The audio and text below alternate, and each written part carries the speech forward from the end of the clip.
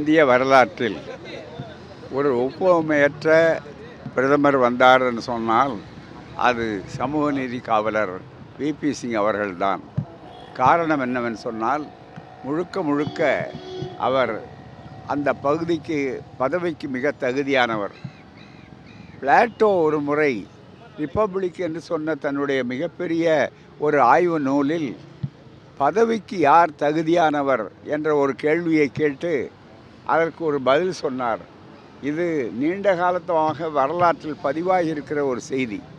யார் பதவியை விரும்பாதவர்களோ அவர்களுக்குத்தான் அந்த முழு தகுதி இருக்கிறது என்று சொன்னார்கள். அதுதான் விபி சிங் அவருடைய வரலாற்றில் எந்த அரசியல்வாதியிடமும் கண்டுபிடிக்க முடியாத ஒன்று.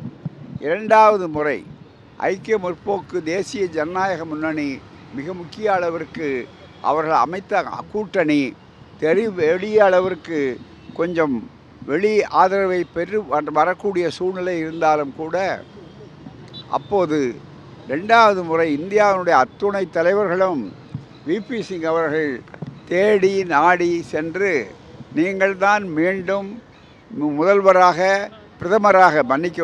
பிரதமராக வர வேண்டும் என்று அவரை வற்புறுத்தினார்கள். ஆனால் அவர் மறுத்துவிட்டார். மீண்டும் மீண்டும் வற்புறுத்துவதற்காக இவர்கள் செல்லுகிறார்கள் சொன்ன உடனே அந்த தேர்வு நடக்கிற வரையில் அவர் எங்கே இருக்கிறார் என்று தெரியாத அளவிற்கு அவர் வேறொரு இடத்தில் தன்னை மறைத்து கொண்டார். பிறகுதான் வெளியே வந்தார். அந்த அளவிற்கு பதவியை விரும்பாத மக்கள் மன்றத்தை சேவையை மட்டுமே கருதியவர். ஆனால்தான் அவர் இன்றைக்கும் மற்ற மாநிலங்களை விட தமிழ்நாட்டில் அதிகமாக மதிக்கப்படுகிறார். சமூக நீதி மண்ணான இந்த பெரியார் மண், திராவிட மண், அவரை சிறப்பாக கௌரவிக்க வேண்டும் என்ற முறையில் கலைஞர் அவர்கள் காலத்திலே இருந்து திராவிடர் கழகம், திராவிட முன்னேற்றக் கழகம், திராவிட இயக்கங்கள் அவரிடத்திலே ஒரு தனி ஈடுபாடு கொண்டிருந்ததோடு மிகப்பெரிய அளவிற்கு நாம் வைத்த வேண்டுகோளை ஏற்று சிறப்பாக இன்றைக்கு திராவிட மாடல் ஆட்சியை நடத்தி கொண்டிருக்கிற நம்முடைய முதல்வர் இங்கே இந்த அருமையான சிலையை திறந்தார்கள்.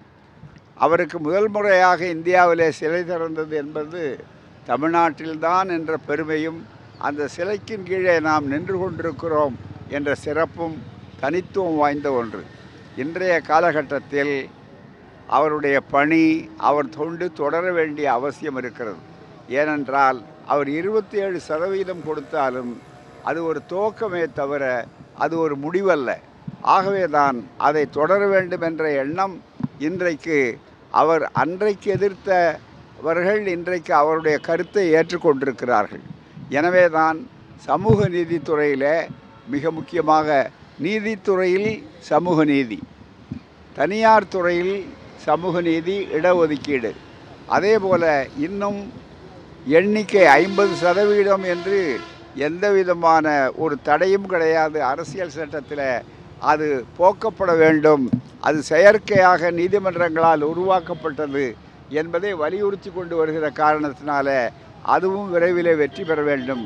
எனவே சமூக நீதியிலே பெற்றதை விட பெற வேண்டியது அதிகம். அதை நோக்கி நாம் செல்ல வேண்டும் என்பதுதான் அவருடைய சிலைக்கு கீழே நின்று எடுத்துக்கொள்ளுகின்ற சூழ்நிலையாகும். நன்றி. பாஜக சார்பில் முருகர் மாநாடு வெற்றிகரமாக நடத்தி முடிச்சிட்டாங்க. அதில் அண்ணா பெரியார் வீடியோ அவமதிப்பு மாதிரி பண்ணியிருக்காங்க. அதை எப்படி பார்க்குறீங்க? அவர்கள் இந்துக்களை ஒன்று சேருகிறோம் என்று சொன்னார்கள், சேர்க்க மாநாடு என்று சொன்னார்கள். கூட்டணியே ஒன்று சேர்ந்ததா இல்லையா என்றால் கேள்விக்குறியாகிவிட்டது. அதுதான் அதனுடைய விளைவு.